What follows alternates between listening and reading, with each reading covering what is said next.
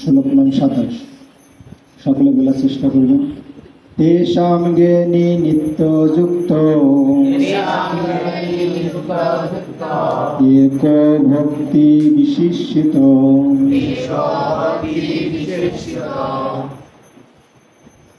প্রিয় হি জানিন অর্থম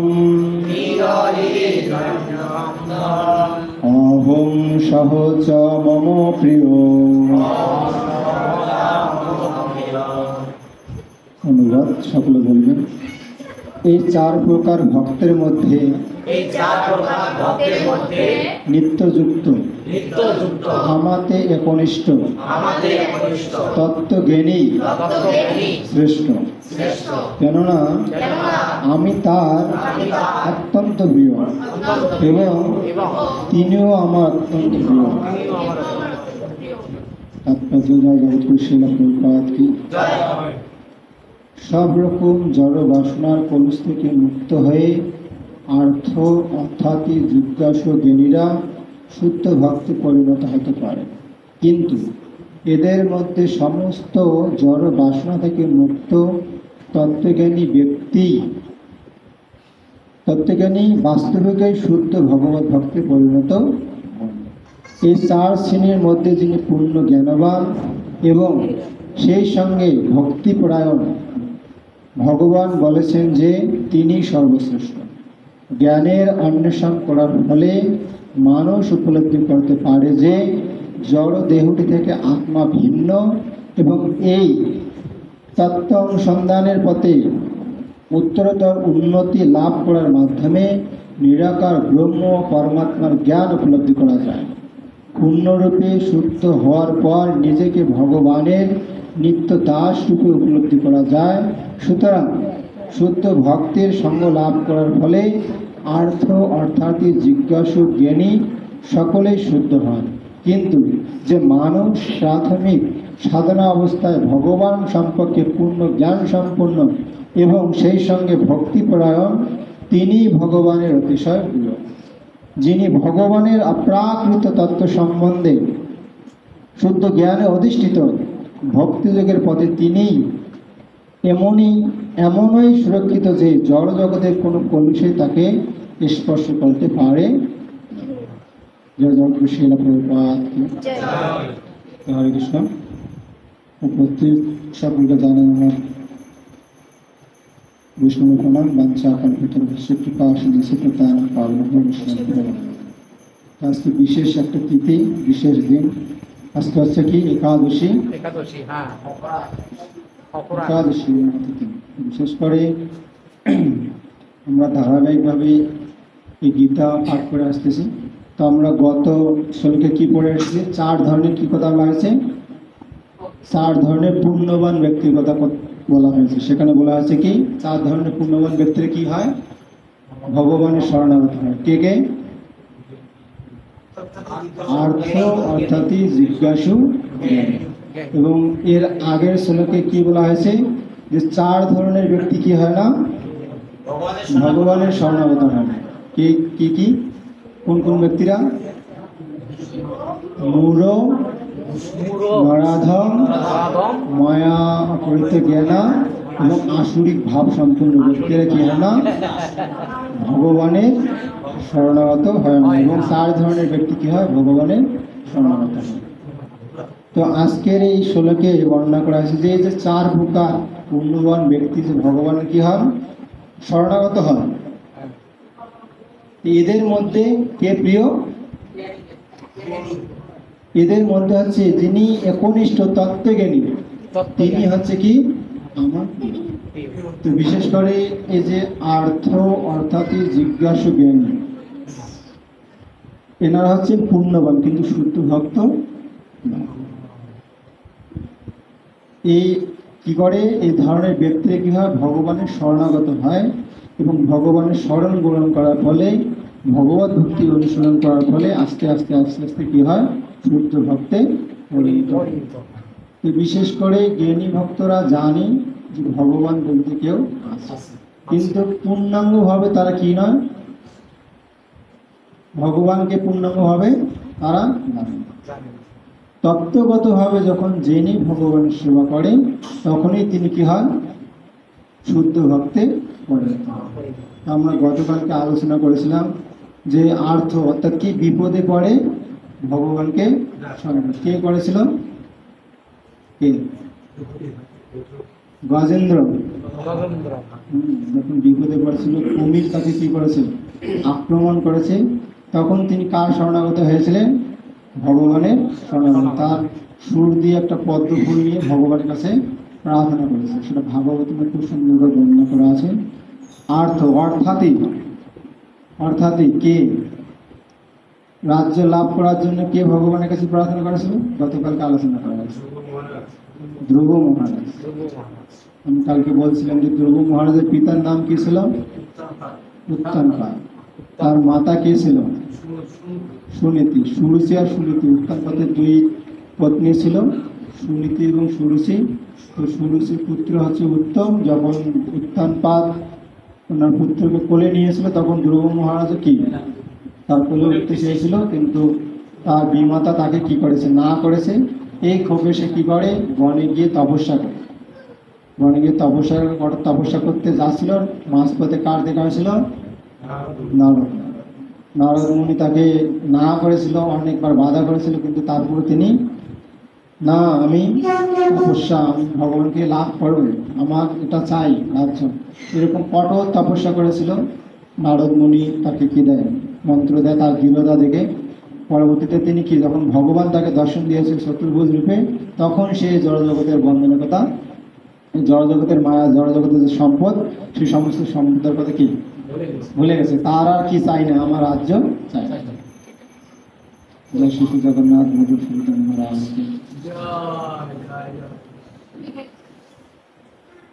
এনারা ছিল পুণ্যবান ব্যক্তি। অর্থাৎ জিজ্ঞাসু ছিল কে? অর্জুন। এবং জ্ঞানী ছিল কে? সুখদেব গোস্বামী, সতীশ কুমার। এনারা প্রথম অবস্থায় কি ছিলেন? শুদ্ধ ভক্ত ছিলেন, কিন্তু ভক্তি অনুশীলন করার পরে তারা কি হয়েছে? আস্তে আস্তে শুদ্ধ ভক্তে পরিণত হয়েছে। এখানে শিলা প্রভুপাদ তাৎপর্য বলছেন যে সব রকম জড় বাসনার কলুষ থেকে মুক্ত হয়ে অর্থাৎ জিজ্ঞাসু জ্ঞানীরা শুদ্ধ ভক্তে পরিণত হতে পারে। যে সব রকম কি জড় বাসনা এবং কলুষ থেকে মুক্ত হয়ে অর্থাৎ জিজ্ঞাসু জ্ঞানীরা শুদ্ধ ভক্তে পরিণত হতে পারে। এখানে কিন্তু বলেনি যে তারা শুদ্ধ ভক্ত, যে তারা কি হতে পারে? শুদ্ধ ভক্তে পরিণত হতে পারে। কিন্তু এদের মধ্যে সমস্ত জড় বাসনা থেকে মুক্ত তত্ত্বজ্ঞানী বাস্তবে কি শুদ্ধ ভগবত ভক্তে পরিণত, যারা তত্ত্বজ্ঞানী, তত্ত্বগতভাবে যারা ভগবানকে জানার চেষ্টা করেছে। এবং সাধারণত আমরা কিন্তু প্রত্যেকে ভগবান সম্বন্ধে জানি না? এবং ভগবত গীতা ভগবান বলছে যে কি বলছেন? যে ভগবত গীতা ভগবান বলছে যে কি, যে আমাকে জন্ম কর্মে চমে দিব্য এবং জগৎ তত্ত্বতঃ ত্যক্তা দেহ পুনর্জন্ম নৈতি নামতে। যে আমার জন্ম এবং কর্মটা হচ্ছে কি দিব্য। আমার জন্ম এবং কর্মটা হচ্ছে দিব্য, জড় না। আর আমার এই জন্ম এবং কর্ম সম্বন্ধে যে তত্ত্বগতভাবে জানি, তার দেহ ত্যাগ করা পারায় জড় জগতে আসতে। তো বিশেষ করে আমরা ভগবানকে জানি, ভগবানের জন্ম কর্ম সম্বন্ধে জানি, কিন্তু তত্ত্বগতভাবে আমরা জানি না ভগবানের কোথায় জন্ম হয়েছে, ভগবান কি করে, জানি কিনা? জানি কিনা? ভগবানের জন্ম হয়েছে মথুরার কারাগারে, কংসের কারাগারে, মথুরায়। তারপরে কি করে? গোচারণ করে, বাঁশি বাজায়, দধি মাখন চুরি করে খায়। তো আমরা জানি ভগবানকে, হ্যাঁ, আরো জানি ভগবানকে চুরি করে খায়। তো বিশেষ করে ভগবানকে আমরা জানি, জ্ঞানীরা জানি বলে কি ভগবান শরণাগত হয়। কিন্তু যতক্ষণ পর্যন্ত না তত্ত্বগতভাবে আমরা ভগবানকে না জানবো, ততক্ষণ পর্যন্ত আমরা শুদ্ধ ভক্তে পরিণত হতে পারব না। তো বিশেষ করে আমরা যারা ভক্তি জীবনে এসেছি, ভক্তি অনুশীলন করতেছি, ভগবানের সেবা করতেছি, কিন্তু কতটা করতেছি? আমাদের কি হতে হবে? আরো বৈজ্ঞানিক হতে হবে এবং আরো ভগবত তত্ত্ব বিষয় আরো গভীরভাবে জানতে হবে। এবং এরকম জানতে জানতে যখন আমরা তত্ত্বগতভাবে জানতে পারবো আসলে ভক্তিটা কি, তখনই আমরা সত্য ভক্তি পরিণত হতে পারবো। আমার মনে হয় না আমরা যে ভক্তি অনুশীলন করি এতে করে আমরা কোন পর্যায়ে আছি। তা বিশেষ করে এটা একটা কি এক এক একবারে কি হওয়া যাবে না, শুদ্ধ ভক্তে পরিণত হওয়ার সম্ভব না। এই জন্য গুরু এবং কৃষ্ণের গুরু সদ্গুরুদেবের শরণাগত হয়ে সদ্গুরুদেব যে নির্দেশগুলো প্রদান করেছে সেই নির্দেশ অনুযায়ী জীবনটা পরিচালিত করে। আর এরকম পরিচালিত করতে করতে করতে করতে একসময় কি হবো, আমরা শুদ্ধ ভক্তে পরিণত হতে পারবো। আমরা নিজেরাই ভক্তি অনুশীলন করে কিন্তু কখনোই উন্নতি লাভ করতে পারবো না। আমাদের কারো না কারো আনুগত্য থেকে আমাদেরকে কি করতে হবে, কৃষ্ণ ভক্তি অনুশীলন করতে হবে। তা না হলে আমরা যে কোনো সময় কি হতে পারি, পথভ্রষ্ট হতে পারি। কিন্তু আমাদের যারে তারে কি হওয়া যাবে না, সবাই শরণাগত হওয়া যাবে না। শুদ্ধ ব্যক্তির কি হতে হবে, শরণাগত হতে হবে। যাকে দেখলে আদর্শকে কি করতে হবে, ফলো করতে হবে, আদর্শকে ফলো করতে হবে। অনেক সাধু আছে কিন্তু সবার কি সঙ্গ করা যাবে না। শাস্ত্রে বর্ণনা করা আছে যে স্নিগ্ধ সাধু সঙ্গ, স্নিগ্ধ সাধু সঙ্গ বলুন।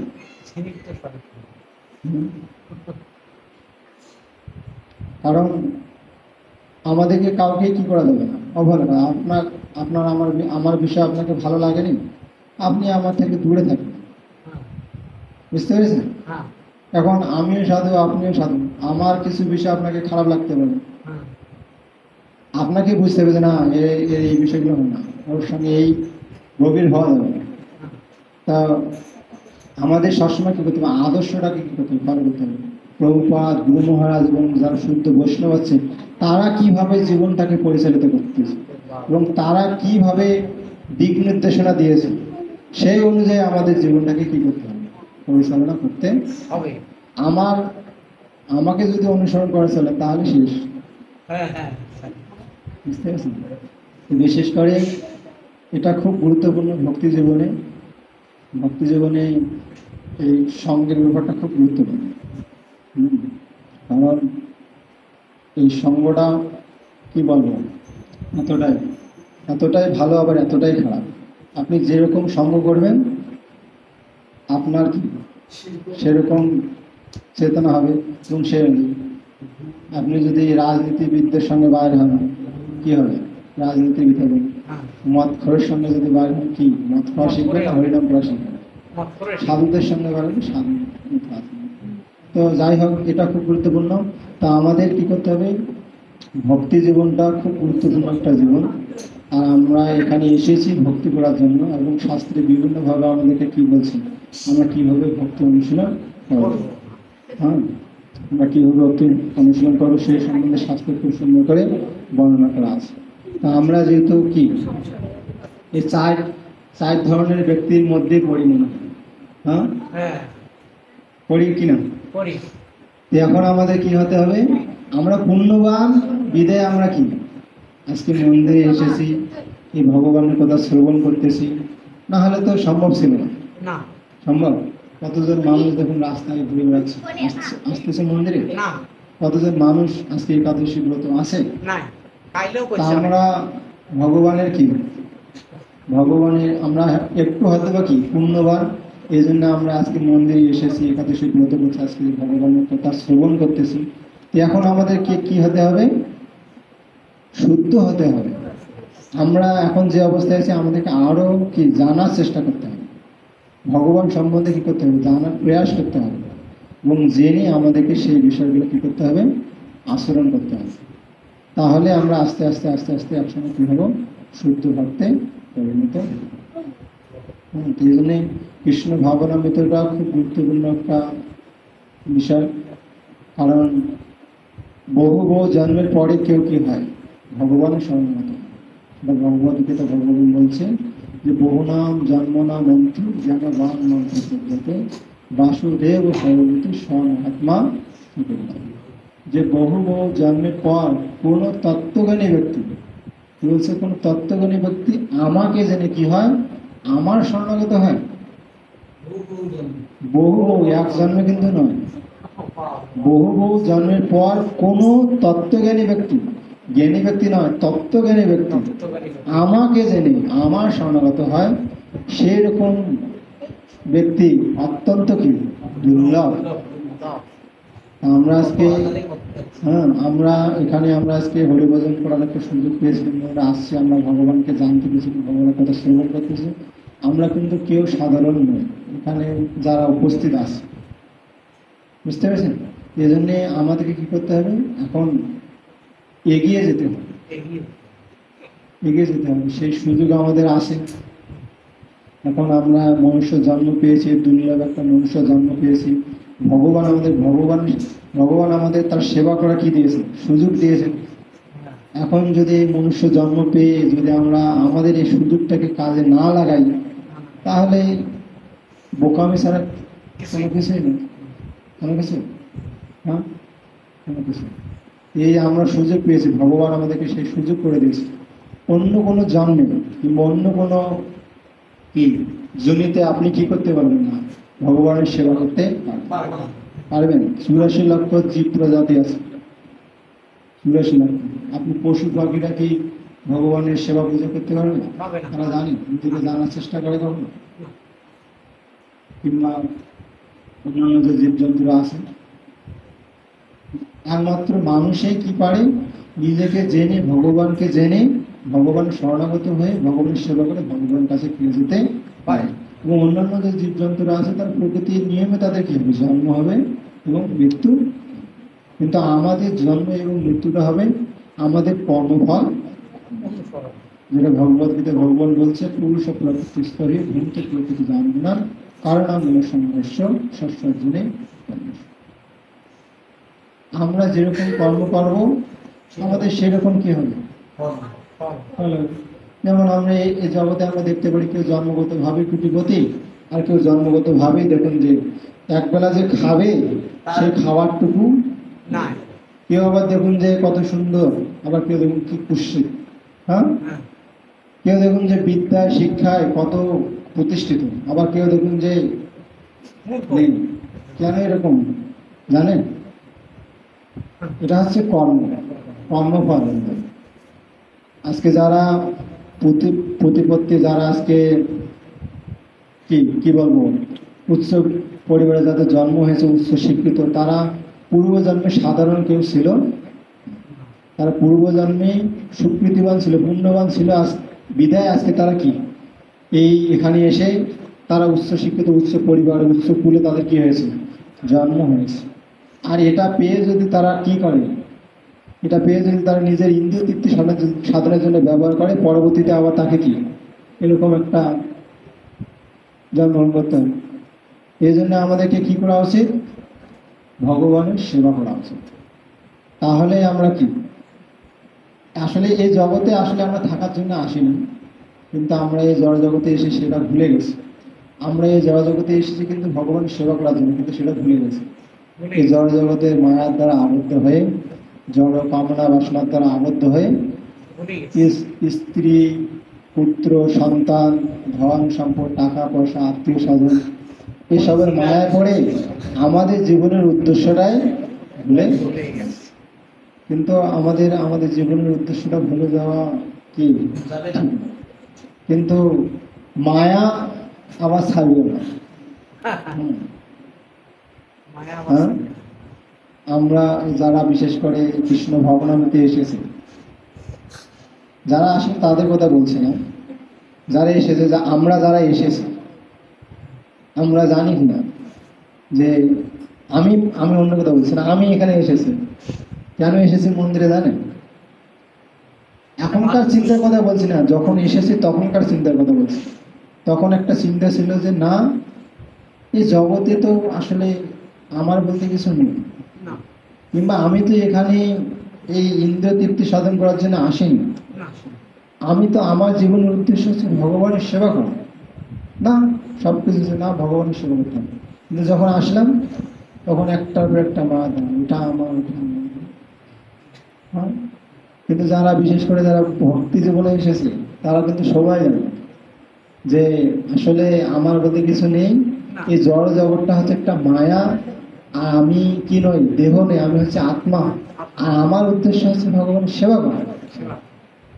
এখন সেই স্থিতিটা আছে আছে হ্যাঁ, ভুলে গেছি। বিশেষ করে জীবের সাধারণ একটা প্রবৃত্তি হচ্ছে, সেটা কি হচ্ছে, কি ভুলে যাওয়া। আমরা ভুলে যাই। আমরা জানি যে ভগবান বলতে কেউ আছে এবং আমাদের জীবনের উদ্দেশ্য হচ্ছে ভগবানের সেবা করা, কিন্তু আমরা কতটুকু করি? হ্যাঁ, কতটুকু করি? তো যাই হোক, ভুলে যাওয়াটা আমাদের কি, আমাদের মৃত্যুর আগ পর্যন্ত মায়া আমাদের পেছনে লেগেই থাকে। সংসার, জল, ইন্দ্রিয় তৃপ্তির সাধন, মানে এগুলো থাকবে, কিন্তু এর মধ্যে থেকেও আমাদেরকে কি করতে হবে? ভগবত ভক্তি অনুশীলন করেই যেতে হবে। যখন এরকম আমরা যদি ঐকান্তিক হয়ে দেখা যাবে যে শেষ পর্যন্ত আমরা কি ভগবানের কাছে ফিরে যেতে পারবো না।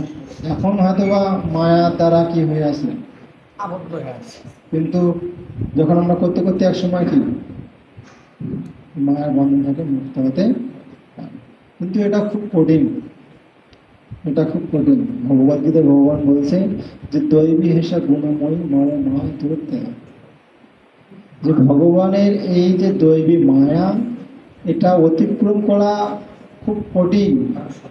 হ্যাঁ, খুব কঠিন। কিন্তু ভগবান বলছেন যে মাম এব যে প্রপদ্যন্তে মায়ামতা তরন্তে, কেউ যদি আমাকে প্রপত্তি করে তাহলে সে কি এই জগতের মায়ের বন্ধন থেকে মুক্ত হতে পারে। আমরা যে মায়ের বন্ধন থেকে মুক্ত হতে পারবো এমনটাও নয়, আমরা পারবো না এমনটাও কিন্তু নয়। আমরা যদি ঐকান্তিক হই, প্রচেষ্টা করি, তাহলে একসময় আমরা অবশ্যই পারবো। আমাদের হাল ছেড়ে দেয়া যাবে না। আমাদের জীবনের উদ্দেশ্য কিন্তু ভগবত ভক্তি করা। আমাদের যে কোনো পরিস্থিতির মধ্যে থেকে, যে কোনো অবস্থা থেকে আমাদের কি করতে হবে? ভগবানের শরণাগত থেকে ভগবানের সেবা করতে হবে। আর তাহলেই আমাদের জীবনের সার্থকতা। আর অন্য কোনো কিছু করলে এই জন্যে আমরা যে কোনো অবস্থায় থাকি না কেন, যে কোনো পরিস্থিতির মধ্যেই থাকি না কেন, আমরা যদি কোনো কারণেই কি ভগবানকে ভুলে ভগবানের কাছে আমাদের সর্বদা কি করতে হবে? প্রার্থনা করতে হবে। কুন্তী দেবী সবসময় ভগবানের কাছে কি প্রার্থনা করেছে? যে ভগবান, যতই আমাকে দুঃখ দেন, কষ্ট দেন, যতই আমি খারাপ পরিস্থিতির মধ্যে থাকি না কেন, আমি যাতে করে কি তোমায় ভুলে আমরা করি ভগবানের কাছে যখন প্রার্থনা।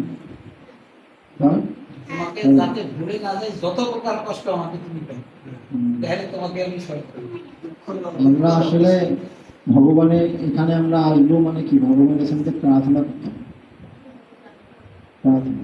প্রার্থনাটা বিশেষ একটা কি, আমাদের প্রার্থনা, আমাদের সবাইকে প্রার্থনা করে শিখতে হবে। আমরা বেঁচে আছি, আমরা এখানে এখনো পর্যন্ত আছি ভগবানের করুণায়, হ্যাঁ কি না? মানে ভগবানের কাছে আমাদের কি করা উচিত? প্রার্থনা করা উচিত, যাতে আমরা ভগবানকে কখনো কোনো অবস্থাতে ভুলে হরে কৃষ্ণ। তো আপনারা সবাই আপনাদের এই মনুষ্য জন্মটাকে কি কাজে লাগাবে, বৃথা নষ্ট করবেন না। কারণ এখন এই মৃত্যু হয়ে গেলে সব আপনার আমার যে সম্পর্ক, সেটা হচ্ছে কি অনিত্য। স্বামী স্ত্রী, কি ছেলে পুত্র, পিতা পুত্র, আত্মীয় স্বজন, বন্ধু বান্ধব, কেউ কারো তাই বলে এমনটা নয় যে সব, কিন্তু আমাদের সবসময় একটা মধ্যে মনে রাখতে হবে যে আমাদের উদ্দেশ্য আছে ভগবত ভক্তি। যাই হোক, আপনারা সকলে কি করবেন? ভগবত ভক্তি অনুশীলন করবেন এবং এই মনুষ্য জন্মটা কি সার্থক করবেন। আর সকলে আমাকে কৃপা আশীর্বাদ করবেন যাতে আমিও কি ব্যক্তি জীবনে সেটা প্রয়োগ করতে পারি, যে কোনো পরিস্থিতির মধ্যেই থাকে না কেন, যাতে ভগবানকে ভুলে না যায়। আমার তো সেরকম কি নেই, সামর্থ্য নেই। এখন আপনারা যদি কি করেন, করুণা করেন, ভগবান যদি প্রার্থনা করেন, তাহলে সেটা সম্ভব। কারণ বৈষ্ণবেরও আবেদনে কৃষ্ণ দয়াময় এখনো পাওয়ার প্রতি। বিশেষ করে আমরা এই ভক্তি জীবনে টিকে আছি আমরা যে ভক্তি অনুশীলন করি এটার দ্বারা নয়। মহান আচার্যরা যারা ভক্তি অনুশীলন করছে, ভগবানের কাছে প্রার্থনা করছে, শুদ্ধ ভক্তদের করুণায় আমরা এই পর্যন্ত এখনো পর্যন্ত কি এই ভক্তি জীবনে টিকে আছে, কিংবা ভক্তি অনুশীলন করতে পারছি, কিংবা ভগবানের সম্মত হয়ে আছে। হরে কৃষ্ণ। এখানে শ্রীমদ্ ভগবত গীতা পাঠ সমাপ্ত। আমার কথা দ্বারা যদি কেউ মনে কষ্ট করে থাকেন ক্ষমা দৃষ্টিতে দেখবেন। আসলে আমার সেরকম কি নেই, যোগ্যতা নেই ভগবানের কথা বলা শুনে, কিন্তু এখানে যা আছে সেটাই বলে। হরে কৃষ্ণ। জয় শ্রীকৃষ্ণ চৈতন্য প্রভু নিত্যানন্দ শ্রী রাধে রাধে। হরে কৃষ্ণ কৃষ্ণ কৃষ্ণ হরে হরে, হরে রাম রাম রাম হরে হরে। जय श्रीमद् भगवद गीता की की एकादश महोत्सव की एकादश पालन कर गौ भक्तवृंदा की गीताय गौ प्रेम। हरे कृष्ण।